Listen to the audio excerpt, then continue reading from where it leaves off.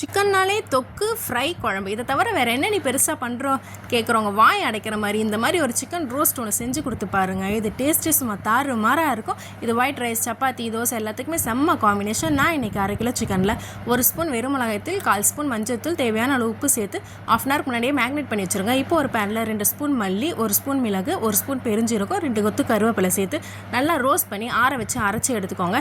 இப்போ ஒரு கடாயில் தேவையான அளவு எண்ணெய் சேர்த்துட்டு 1 கொத்து கருவேப்பிலை, 1 ஸ்பூன் இஞ்சி பூண்டு பேஸ்ட்டு, 2 பச்சை மிளகாய் சேர்த்துக்கோங்க. இப்போ நம்ம மேக்னேட் பண்ண சிக்கனை அதில் போட்டு நல்லா கலந்து விட்டு ஒரு 10 மினிட்ஸ் போல் இது அப்படியே இருக்கட்டும்.